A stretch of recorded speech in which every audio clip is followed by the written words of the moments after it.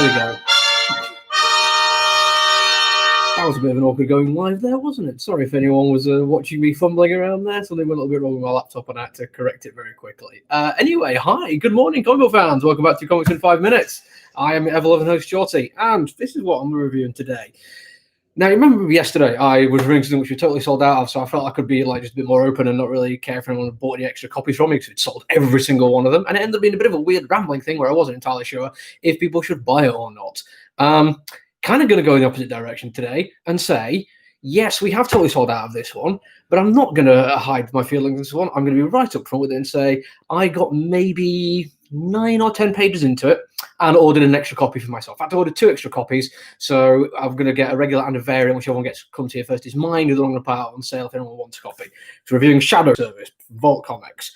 And it's one that I wasn't really too aware of. One of my regulars had it on order, and it never turned up the week it's supposed to. It arrived a week late, and I was like, yay, cool, it's arrived.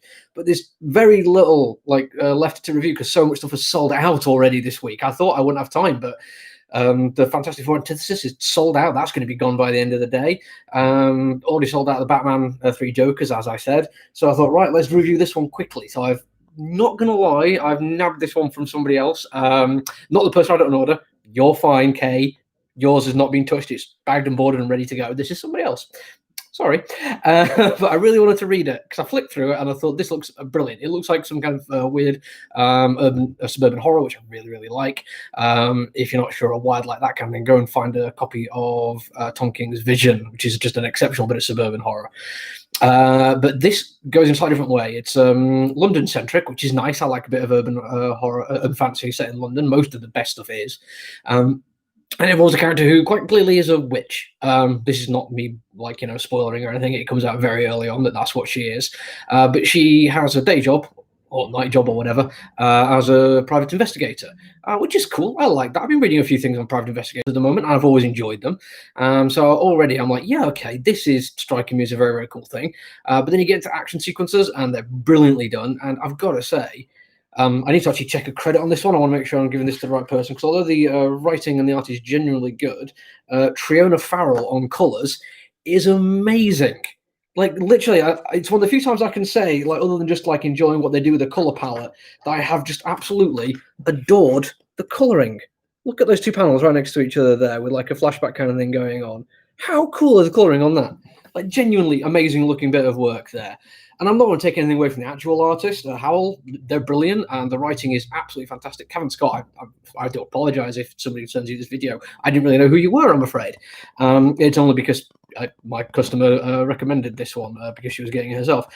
But it just looks amazing from start to finish. They handle just really nice bits of London and nice bits of action and really cool bits of magic in a really down-to-earth kind of way. So the fantastical becomes just weird and unnerving, and that's the important bit. Urban fantasy is kind of all about taking what we recognize and twisting it just enough that it's not what we expect it to be. Neil Gaiman's Neverwhere. I've forgotten who did Unlondon, but yeah, lots of everything along those lines. The Rivers of London series, everything like that, where it's not exactly what we want it to be, but it could be mistaken for it. And that's the important bit with the urban fantasy. It needs to still have that urban kind of feel to it. And the suburban horror comes in really nicely as well.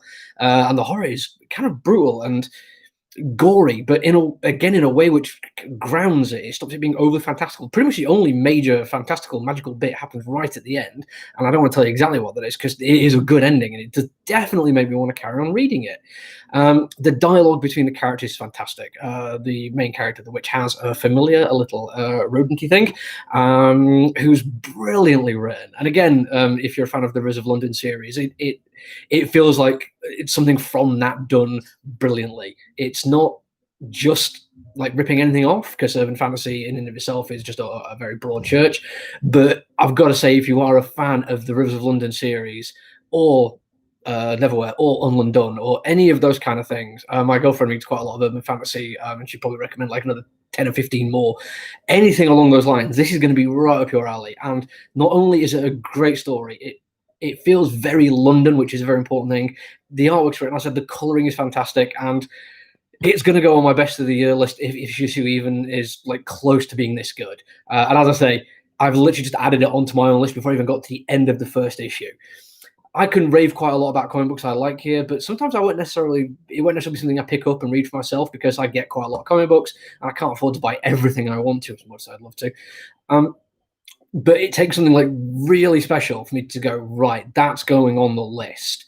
And it's been a while since I've done one of these where it wasn't even on my radar. I picked it up just to review it, and it was so good, I simply couldn't resist it. And that's what's happened with this shit one. So well done, Vault Comics. Well done, Cameron Scott. Well done, everyone involved in this one. Huge, huge success. Right, that's it for me. I'm hopefully going to be able to find something else to review for you if I've still got anything left come tomorrow. But that's it for today. Bye. Are we done?